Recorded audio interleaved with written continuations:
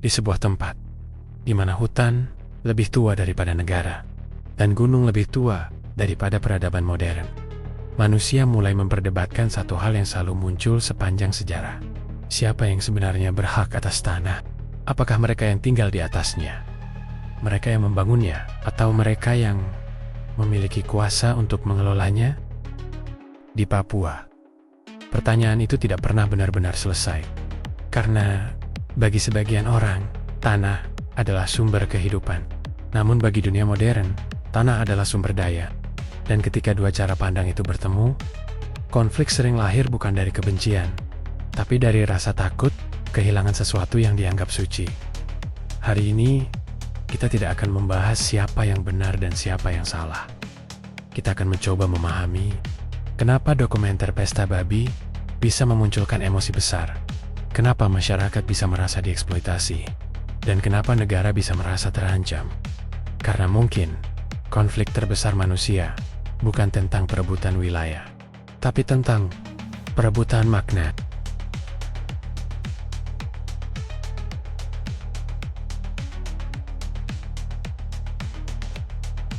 Papua adalah salah satu wilayah yang kaya akan sumber daya alam di Indonesia.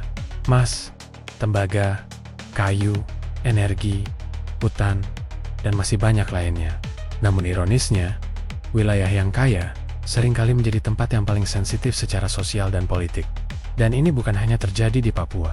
Sepanjang sejarah manusia, daerah kaya sumber daya hampir selalu melahirkan konflik, perebutan kekuasaan, dan ketidakpercayaan. Karena ketika sebuah wilayah memiliki sesuatu yang bernilai tinggi, manusia mulai datang dengan kepentingannya masing-masing. Negara melihat potensi ekonomi, perusahaan melihat peluang industri, investor melihat keuntungan. Sementara masyarakat lokal sering hanya melihat satu hal, tanah tempat mereka hidup, perlahan berubah. Salah satu narasi yang muncul dalam Pesta Babi adalah perasaan bahwa masyarakat Papua hanya menjadi penonton di tanahnya sendiri, bahwa kekayaan alam mereka diambil, namun kehidupan mereka tidak benar-benar berubah. Dan secara psikologis, perasaan ini sangat kuat, karena manusia tidak membandingkan hidupnya dengan angka statistik. Manusia membandingkan hidupnya dengan apa yang mereka rasa seharusnya mereka miliki.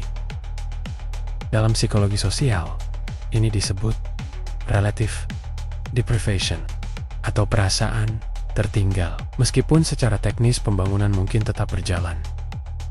Bayangkan hidup di tanah yang sangat kaya, namun kamu tetap merasa miskin, tidak didengar, dan tidak memiliki kontrol atas wilayahmu sendiri. Rasa frustrasi seperti itu perlahan berubah menjadi kemarahan, distrust, dan perlawanan emosional. Bukan selalu karena masyarakat membenci pembangunan, tapi karena mereka merasa pembangunan terjadi tanpa mereka. Dan ketika manusia merasa tidak dilibatkan dalam sesuatu yang menyangkut hidupnya sendiri, muncul satu emosi yang sangat berbahaya: alienasi. Perasaan menjadi asing di tempat sendiri. Ada fenomena menarik dalam ilmu sosial bernama resource curse, kutukan sumber daya. Paradoks ketika wilayah yang kaya sumber daya justru sering mengalami ketimpangan, konflik, korupsi, dan ketidakpercayaan sosial. Karena ketika sumber daya menjadi sangat bernilai, fokus manusia mulai bergeser dari hubungan antar manusia menjadi perebutan kontrol. Dan disinilah masyarakat mulai sensitif terhadap perusahaan besar, elit politik, maupun kelompok yang dianggap terlalu menguasai ekonomi.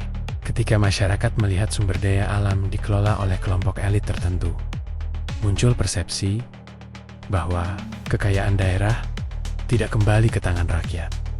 Belum tentu semua persepsi itu sepenuhnya benar. Namun, dalam psikologi massa, persepsi sering lebih kuat daripada data. Karena manusia bertindak berdasarkan apa yang mereka rasakan, bukan sekadar angka ekonomi. Dan ketika rasa ketidakadilan mulai tumbuh, setiap pembangunan mulai terlihat seperti eksploitasi. Sekarang mari melihat dari sisi negara. Bagi pemerintah, Papua bukan hanya wilayah budaya. Papua adalah bagian penting dari kedaulatan negara, dan negara modern memiliki satu naluri utama: menjaga stabilitas.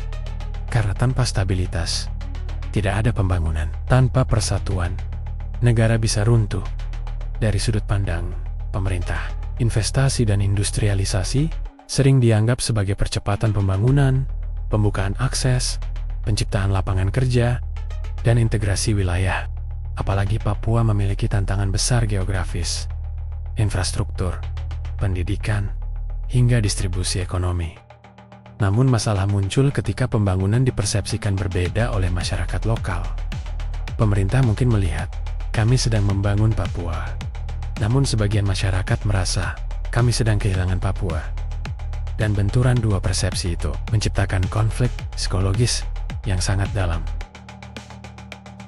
Dokumenter bukan hanya media informasi, ia adalah media emosi. Film seperti ini tidak bekerja lewat data semata, ia bekerja lewat rasa kehilangan, visual penderitaan, simbol budaya, dan empati. Empati bisa mengubah opini publik jauh lebih cepat daripada pidato politik. Inilah alasan kenapa negara sering sensitif terhadap narasi emosional. Karena, dalam psikologi politik, emosi kolektif dapat berkembang menjadi gerakan sosial, dan gerakan sosial bisa berkembang menjadi tekanan politik. Negara khawatir narasi tertentu memicu distrust, memperbesar konflik, atau dimanfaatkan pihak lain untuk menggiring opini.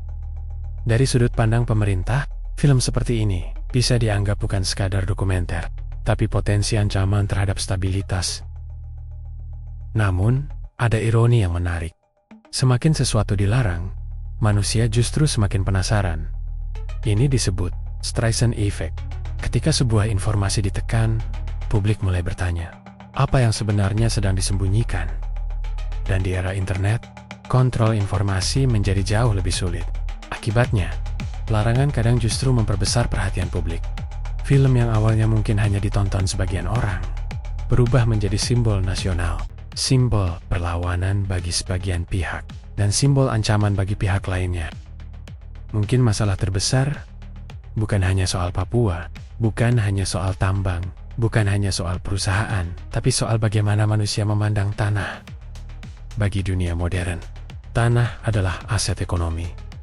Namun, bagi sebagian masyarakat adat, tanah adalah identitas. Dan ketika identitas bertemu industri, konflik hampir selalu muncul. Karena manusia bisa kehilangan uang, lalu bangkit kembali. Namun ketika manusia merasa kehilangan identitas, mereka merasa kehilangan dirinya sendiri. Mungkin, negara sedang berusaha mempertahankan persatuan, dan mungkin, masyarakat sedang berusaha mempertahankan keberadaan mereka.